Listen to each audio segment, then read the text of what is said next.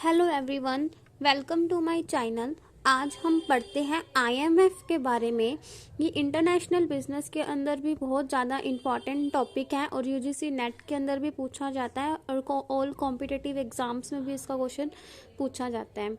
Economic रिवेल is the main cause of world war first and second. जो हमारा युद्ध हुआ था फर्स्ट और सेकेंड वर्ल्ड वॉर के अंदर, तो उसका मेन कॉज क्या था? इकोनॉमिक रिवेल।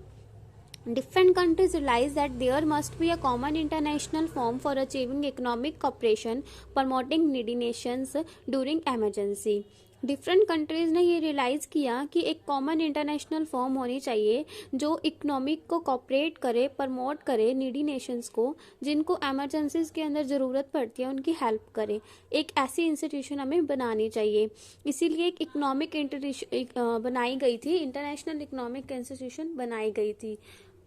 आईएमएफ को एस्टैब्लिश कब किया गया था? आईएमएफ वाज फाउंडेड ऑन 27 दिसंबर 1945 के अंदर इसको एस्टैब्लिश किया गया था। लेकिन इससे पहले कॉन्फ्रेंस हुई थी जिसमें सारी बात डिस्कस की गई थी। उसके बाद 1945 में इसको एस्टैब्लिश किया गया था। The international monitoring conference was concerned in 1944 at Bretton Wood in America. 1944 के अंदर वो कॉन्फ्रेंस हुई थी अमेरिका के अंदर। It was attended by the representative of 44 countries. इस कॉन्फ्रेंस को, इस मीटिंग को 44 कंट्रीज ने अटेंड किया था। आईएमएफ के कुछ इंपॉर्टेंट ऑब्जेक्टिव्स क्या हैं वो देखते हैं।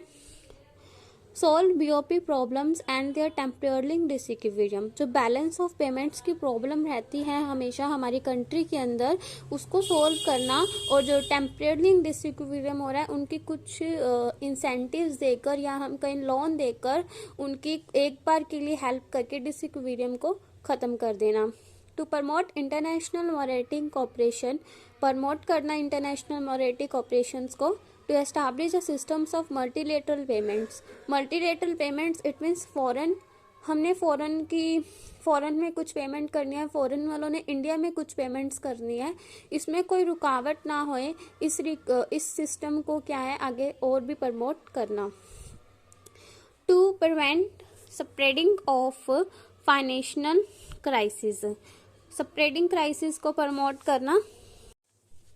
फाइनेंशियल क्राइसिस, आगे देखते हैं next point. To abolish exchange restrictions, जो भी फॉरेन करेंसी को चेंज करने की रिस्ट्रिक्शंस थी उनको रिमूव कर दिया जाए।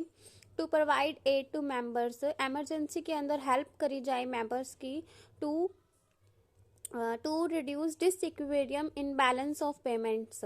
डिसइक्विलिब्रियम था जो बैलेंस ऑफ पेमेंट्स का, मैंने कहा था टेम्पररी क्या है, एक बार के लिए रिमूव कर दिया जाए। To help in profitable investments of capital, ठीक है। To promote balanced economic development.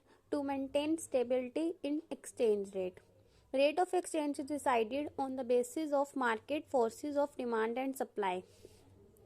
Rate of exchange किस पे बेस पे डिसाइड किया जाता है? मार्केट में कितनी डिमांड है और कितनी सप्लाई है, ठीक है। ये मैंने कुछ इम्पॉर्टेंट पॉइंट्स ही लिखे हैं, इसमें मटेरियल तो काफ़ी है लेकिन कुछ जो इम्पोर्टेंट पॉइंट्स है जो हमारा क्वेश्चन अट्रैक्टिव लगता है, मैंने उन्हीं पॉइंट्स को सिर्फ इसमें लिखा है। In conference decided setup two organisation, जो 1944 के अंदर कॉन्फ्रेंस हुई थी उसके अंदर 2 ऑर्गेनाइजेशन को सेटअप करने के लिए बात रखी गई थी। एक थी आईएमएफ और एक थी आईबीआरडी, इसको वर्ल्ड बैंक भी कहते हैं। आईएमएफ की फुल फॉर्म है इंटरनेशनल मॉनेटरी फंड और आईबीआरडी की कहते हैं इंटरनेशनल बैंकिंग रिकंस्ट्रक्शन डेवलपमेंट। इसको वर्ल्ड बैंक भी हम कह सकते हैं अगर हमें ये ना लर्न हो तो।